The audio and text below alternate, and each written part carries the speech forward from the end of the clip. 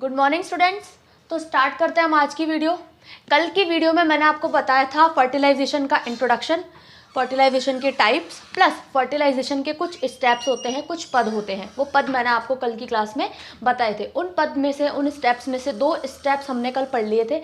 आज हम पढ़ेंगे हमारा तीसरा स्टेप विच इज़ एक्रोसोम क्रिया व भेदन।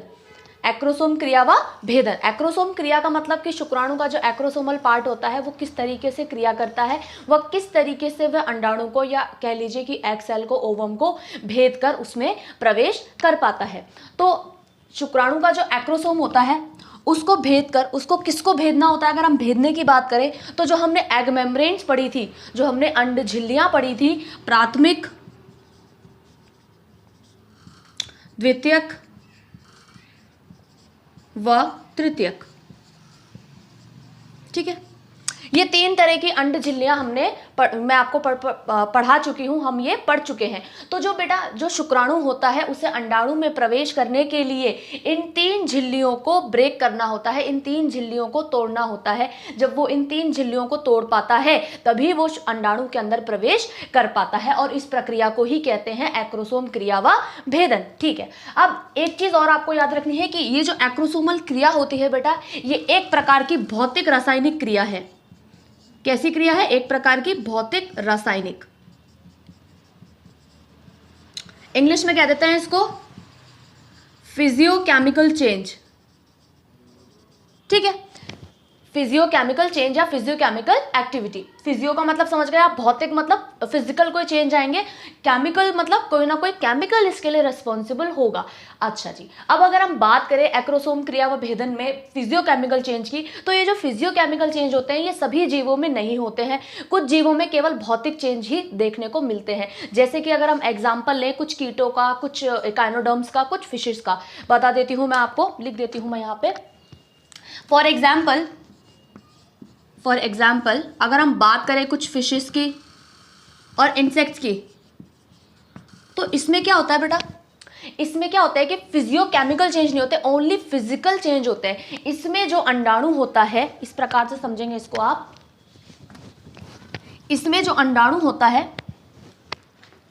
मान लीजिए कि ये कोई अंडाणु है, ठीक है। इसमें इस शुक्राणु को प्रवेश करना है। किसे प्रवेश करना है? स्पर्म को, ठीक है। तो इसके बाहर आवरण पाया जाता है, ठीक है। इसके बाहर क्या पाया जाता है? इसके बाहर आवरण पाया जाता है। अब शुक्राणु इसके बाहर एक दृढ़ आवरण पाया जाता है। यदि शुक्राणु को इसमें प्रवेश करना है तो उसे इस दृढ़ आवरण को भेदना पड़ेगा, लेकिन स्पर्म जो है उसके अंदर इतनी कैपेसिटी नहीं होती कि वो इस आवरण को डायरेक्ट भेद पाए। तो इस आवरण पे कुछ पोर्स होते हैं। क्या होते हैं? कुछ छिद्र होते हैं, इस तरीके से कुछ छोटे छोटे पोर्स होते हैं। इन पोर्स को एक नाम दिया जाता है माइक्रोपाइल। क्या नाम दिया जाता है इनको? माइक्रोपाइल। ये मान लीजिए आपके कीटों के या फिशेस के एग्स है, जिसकी चारों तरफ एक टफ लेयरिंग है, ठीक है। अब स्पर्म को इसके अंदर एंटर करना है, तो स्पर्म को इसके अंदर एंटर करने के लिए इन माइक्रोपाइल का सहारा या सपोर्ट लेना पड़ेगा। कहने का मतलब यह है कि यदि स्पर्म को इसमें प्रवेश करना है तो वो इन माइक्रोपाइल अर्थात सूक्ष्म छिद्रों के द्वारा ही इसके अंदर प्रवेश कर पाएगा। तो इस प्रकार के प्राणियों में जो एक्रोसोम की जो क्रिया होती है वो केवल एक भौतिक क्रिया है, ठीक है। भौतिक क्रिया क्यों है? क्योंकि आपने पढ़ा कि यहाँ पे किसी भी प्रकार के रसायन का यूज नहीं किया गया है, ठीक है। अब अगर हम बात कर ले मैमल्स की, किसकी बात कर ले? यदि हम मैमल्स की, स्तनधारी प्राणियों की, इन मैमल्स, तो मैमल्स के अंदर क्या होता है बेटा? जोना रेडिएटा जो होती है आपकी, ठीक है, कोरोना रेडिएटा भी कह देते हैं जिसको, कोरोना रेडिएटा,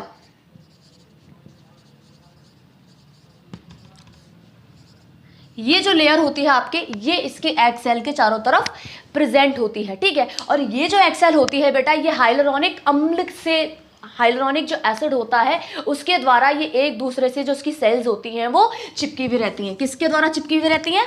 ये चिपकी रहती हैं आपके हाइलुरोनिक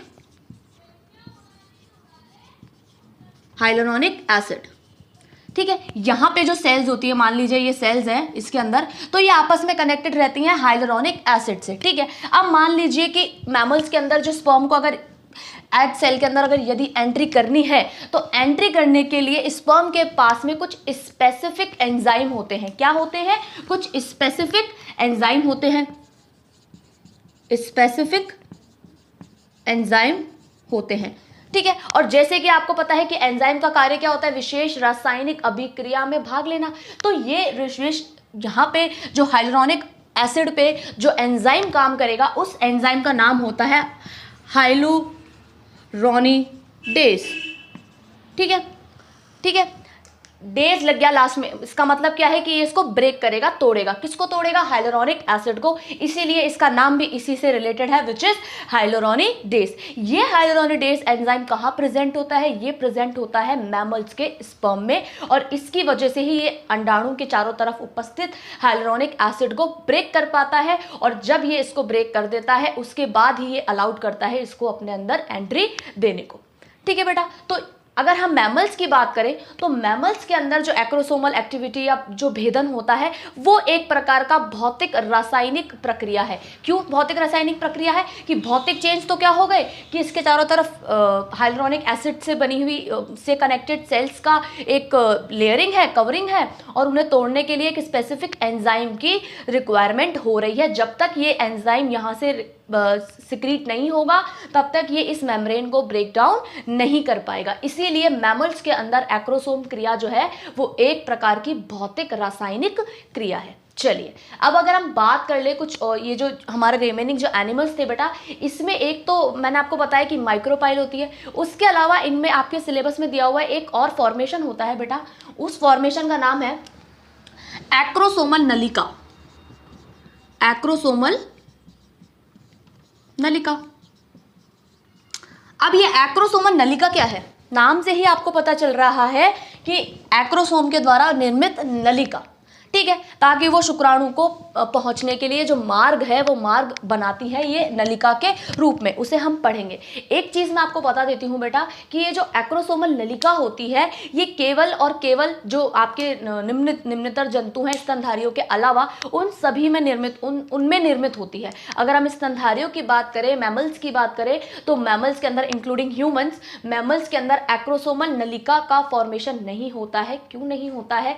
इसीलिए नहीं होता है क्योंकि अंडाणु की प्लाज्मा झिल्ली अर्थात एग मेम्ब्रेन की जो प्लाज्मा मेम्ब्रेन होती है प्लस शुक्राणु की एक्रोसोमल झिल्ली दोनों आपस में फ्यूज हो जाती हैं, एक दूसरे को गला देती हैं, एक दूसरे को रिड्यूस नष्ट कर देती हैं, खत्म कर देती हैं धीरे धीरे, और इसी प्रकार अंडाणु के अंदर शुक्राणु का इजीली प्रवेश हो जाता है। एक्रोसोमल नलिका की रिक्वायरमेंट नहीं होती है, ठीक है। अब एक्रोसोमल नलिका क्या है, कैसे इसका फॉर्मेशन होता है, उसके थ्रू कैसे जो है शुक्राणु प्रवेश कर पाता है, ये आगे हमें देखना है, तो वो हम फटाफट से देख लेते हैं। हाँ जी, तो हम बात कर रहे थे एक्रोसोमल नलिका के निर्माण की। तो ये है आपके एक्रोसोमल नलिका का चित्र, आपको दिख रहा है मेरे पीछे। तो ये स्टार्ट करते हैं एक्रोसोमल नलिका। तो ये एक्रोसोमल नलिका क्यों बनती है? एक्रोसोमल नलिका इसलिए बनती है ताकि शुक्राणु का जो प्रवेश है वो सीधा अंडाणु के अंदर हो पाए। लेकिन मैंने आपको बताया कि स्तनधारी प्राणियों में ये एक्रोसोमल नलिका जो होती है वो नहीं बनती है, उसमें सीधा जो शुक्राणु की जो प्लाज्मा कला होती है और जो अंडाणु की प्लाज्मा कला होती है आपस में घुल जाती है, मिक्स हो जाती है, ब्रेकडाउन हो जाता है, और उसी प्रकार से जो शुक्राणु होता है वो अंडाणु में प्रवेश कर जाता है। चलिए अब अगर हम बात करें इसकी, तो ये आपको दिख रहा है ये एक्रोसोमल जो नलिका है उसका निर्माण ये देखिए अंत में जाके कुछ इस तरीके से होता है। ये आपकी एक्सेल है, स्टार्ट करते हैं हम यहाँ से। ये इसका फर्स्ट स्टेप है, आपको दिख रहा है कि ये शुक्राणु का क्या है, ये इसका न्यूक्लियस है और ये इसकी एक्रोसोमल मेम्ब्रेन है।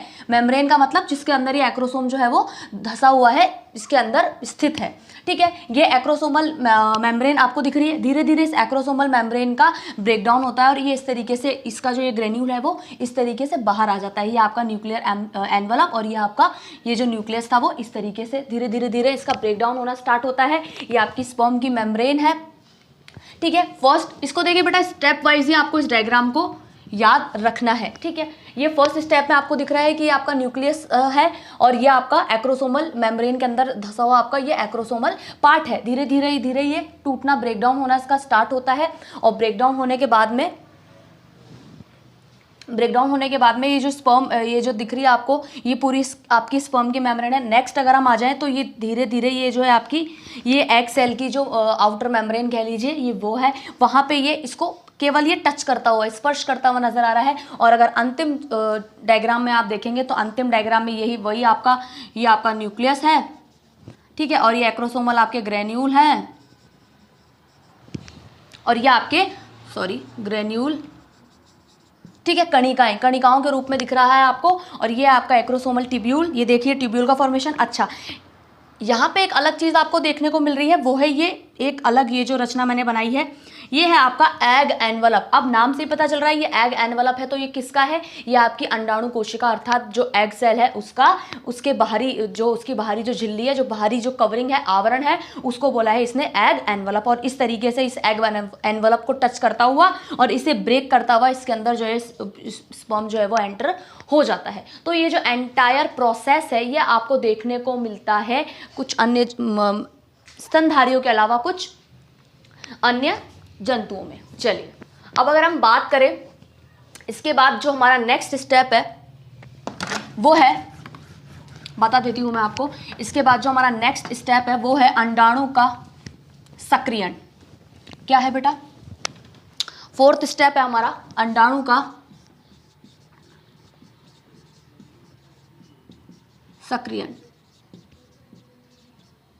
ठीक है, नाम से ही पता चल रहा है अंडाणु का सक्रियण। दैट मीन्स कि सक्रिय कौन होगा, एक्टिवेट कौन होगा? यहाँ एक्टिवेट होगा यहाँ अंडाणु। ठीक है, तो अंडाणु के सक्रियण के बारे में कैसे पता लगाएंगे? देखिए, पहली चीज तो समझने वाली ये है कि अंडाणु का सक्रियण जब एक्रोसोम या जो शुक्राणु है उसका प्रवेश अंडाणु में हो जाएगा, उसके बाद ही शुरू होगा। ये जो स्टेप है आपका, ये शुक्राणु के प्रवेश के बाद, या ये कह लीजिए कि एक्रोसोमल नलिका के बनने के बाद ही जो है अंडाणु के अंदर कुछ ऐसे एक्टिवेशन होते हैं, कुछ ऐसे चेंजेस होते हैं। ठीक है, तो बेटा जो सक्रियण जो आपका स्टेप है इसके अंदर बेसिकली हम कुछ चेंजेस पढ़ेंगे। कैसे पता लगाएंगे हम कि जो अंडाणु है वो सक्रिय हो गया है, एक्टिवेट हो गया। अब जो मेन फंक्शन जो है, जो पूरा प्रोसेस है फर्टिलाइजेशन के बाद का, डेवलपमेंट ऑफ एम्ब्रियो का, वो कहाँ कंप्लीट होता है? फीमेल बॉडी में कंप्लीट होता है। तो वो कब कंप्लीट होगा? जब जो अंडाणु है वो सक्रिय हो जाएगा, एक्टिवेट हो जाएगा। ये अब तक इनएक्टिवेट था और जैसे ही यहाँ पे स्पर्म ने एंटर किया तो ये जो स्पर्म था ये एक्टिवेट हो गया। अब एक्टिवेट होने के लिए इसके कुछ इंडिकेटेड चेंजेस हैं, कुछ इसके कुछ ना कुछ इसके बदलाव हैं जो देखने को मिलते हैं। वो बदलाव क्या है वो मैं आपको बता देती हूँ। इसके अंदर बेसिक आपके 4 बदलाव आपको इसमें देखने को मिलेंगे। ठीक है, पहला अगर आप देखेंगे तो पहला है रंग में परिवर्तन। क्या है बेटा? रंग में परिवर्तन। दूसरा अगर आप देखें तो दूसरा है निषेचन शंकु का निर्माण। निषेचन शंकु का निर्माण।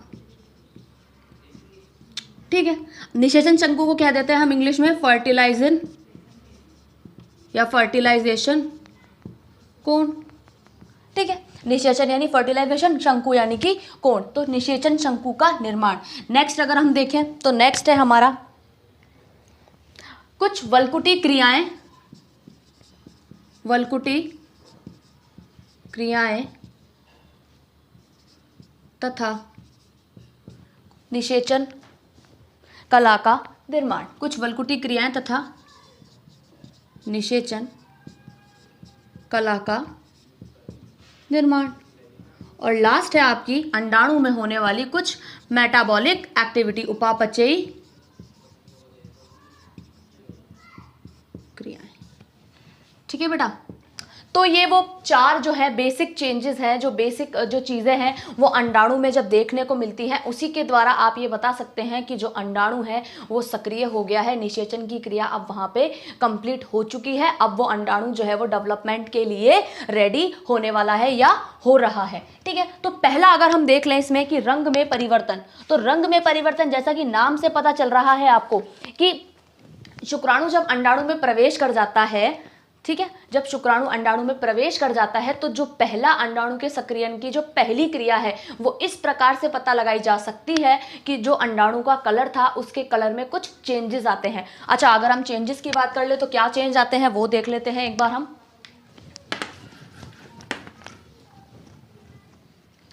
ठीक है, तो रंग में परिवर्तन की बात कर रहे हैं हम। रंग में परिवर्तन में क्या होता है कि जो अंडाणु का रंग होता है, अंडाणु का रंग येलोइश हो जाता है। कैसा हो जाता है बेटा?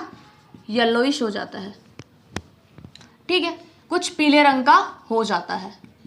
और ये कब होता है पीले रंग का? जब अंडाणु में शुक्राणु का प्रवेश हो जाता है, उसके बाद में जो अंडाणु है वो अपने रंग में परिवर्तन जो है वो ले आता है। नेक्स्ट पॉइंट की अगर हम बात करें, निषेचन शंकु का निर्माण, तो जब शुक्राणु अंडाणु में यानी कि स्पर्म जब है एग में एंटर करता है, तो अब क्योंकि कोई चीज़ बाहर से उसके अंदर आई है, तो बाहर की तरफ उसने अगर प्रवेश किया है तो वो एक फर्टिलाइजिंग कोन बनाता है। क्या बनाता है? निषेचन शंकु बनाता है। उसी स्टेप को इसने नाम दिया है निषेचन शंकु का निर्माण।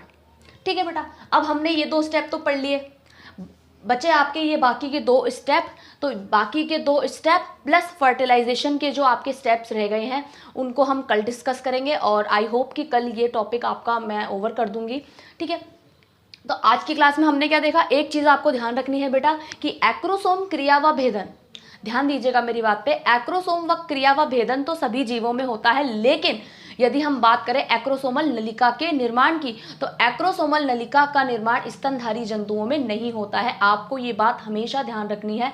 कभी भी किसी भी जीव के बारे में आप पढ़ते हैं तो उसको आप स्तनधारी प्राणियों या उच्चतर प्राणियों से कंपैरिजन करके पढ़ते हैं। तो एक्रोसोमल नलिका जो होती है उसका निर्माण स्तनधारी प्राणियों में नहीं होता है। ठीक है, चलिए, आई होप आज जो मैंने आपको समझाया, जो भी मैंने आपको डिस्क्राइब किया, वो आपको समझ में आ गया होगा। कल की क्लास में आगे फर्दर जो है हमारी 2 जो क्रियाएं रह गई हैं, उपापचयी क्रियाएं, वल्कुटी क्रियाएं, ये देखेंगे। साथ ही साथ जो हमारा जो रिमेनिंग निषेचन का पोर्शन रह गया है वो भी हम कल देखेंगे, और होपफुली इस टॉपिक को कल हम कंप्लीट कर देंगे। ठीक है, thank you for watching this video. I hope कि जो भी मैंने आपको समझाया वो आपको समझ में आ गया होगा।